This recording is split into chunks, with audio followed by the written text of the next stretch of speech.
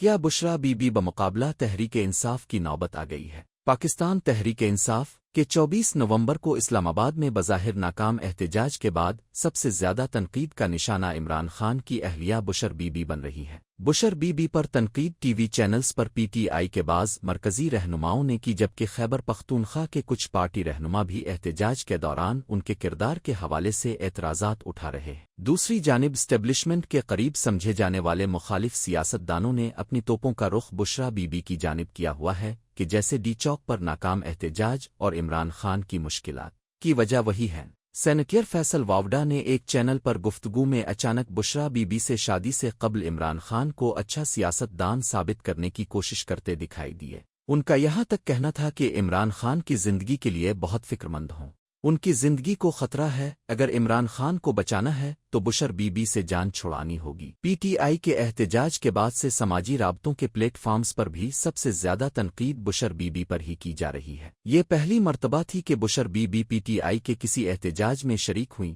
جبکہ احتجاجی قافلے کی قیادت خیبر پختونخوا کے وزیر اعلیٰ علی امین گنڈا پور کر رہے تھے۔ ڈی چوک میں پی ٹی آئی مظاہرین پر شیلنگ اور آپریشن شروع ہونے سے قبل ہی سابق خاتون اول اور خیبر پختونخوا کے چیف ایگزیکٹو ڈی چوک چھوڑ کر مانسہرہ چلے گئے تھے، جس کی وجہ علی امین گنڈاپور نے ان کی گاڑی پر سیدھی فائرنگ اور انہیں قتل کرنے کی کوشش کو قرار دیا۔ بعض حلقے یہ تاثر بھی دے رہے ہیں کہ وہ اپنی مرضی سے وہاں سے نہیں گئیں بلکہ زبردستی ہٹایا گیا۔ سوال اٹھتا ہے کہ احتجاج کے بعد پیدا ہونے والی صورت حال کے بعد ہر جانب سے خصوصاً پارٹی رہنماؤں کی جانب سے بشر بی بی کو کیوں تنقید کا نشانہ بنایا جا رہا ہے؟ سینئر پی ٹی آئی رہنما اور سابق صوبائی وزیر شوکت علی یوسفزئی نے گفتگو میں کہا کہ اگر پارٹی قیادت بہتر حکمت عملی سے کام لیتی تو احتجاج اور بھی کامیاب ہو سکتا تھا۔ ان کا دعویٰ تھا کہ پی ٹی آئی کا احتجاج اب بھی کامیاب رہا، جس کا ثبوت لوگوں کی بڑی تعداد میں اس میں حصہ لینا ہے۔ حکومت نے گولیاں چلائیں اور کارکنوں کو مارا گیا، جس کی وجہ سے احتجاج کرنے والے منتشر ہو گئے۔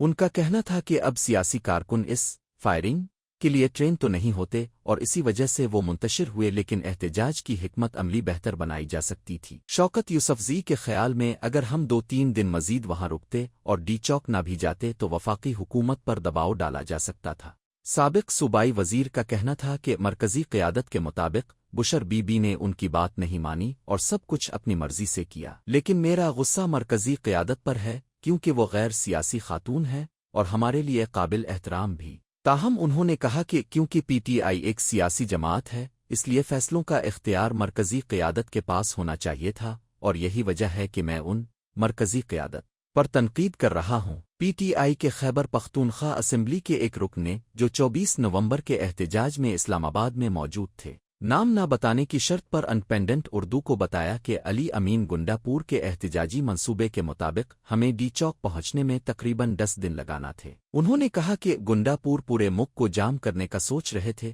تاکہ وفاقی حکومت پر دباؤ بڑھ سکے، لیکن بشر بی بی بضد تھیں کہ انہیں ہر صورت ڈی چوک پہنچنا ہے۔ انہوں نے مزید کہا کہ بشر بی بی قافلے کے ساتھ سفر کے دوران کہتی رہیں کہ خان صاحب کا پیغام ہے کہ آج ڈی چوک پہنچنا ہے۔ وہ بار بار کہہ رہی تھیں کہ جلدی کرو، 80 کلومیٹر فی گھنٹہ کی سپیڈ سے گاڑی بھگاؤ تاکہ ہم ڈی چوک پہنچیں۔ تاہم بشرا بی بی کی بہن مریم ریاض وٹو نے ایک نجی ٹی وی کے پروگرام میں جمعرات کی رات گفتگو کے دوران اس تاثر کو الز قرار دیا کہ عمران خان سنجانی کے مقام پر دھرنے کے لیے آمادہ ہو گئے تھے۔ ان کا اصرار تھا کہ بیرسٹر سیف اور بیرسٹر گوہر کی بات پر عمران خان نے اتفاق نہیں کیا تھا۔ پشاور میں نجی ٹی وی نیوز کی بیورو چیف فرزانہ علی نے انڈیپینڈنٹ اردو سے گفتگو میں کہا کہ اس میں کوئی شک نہیں کہ بشر بی بی کی وجہ سے پی ٹی آئی 2 حصوں میں تقسیم ہوئی اور احتجاج کے بعد سے بشر بی بی تنقید کی زد میں ہے۔ فرزانہ کے مطابق کئی پی ٹی آئی رہنماؤں نے مجھے بتایا کہ 26 نمبر چنگی پر پہنچ کر علی امین نے بشر کو مزید آگے نہ جانے سے متعلق سمجھایا،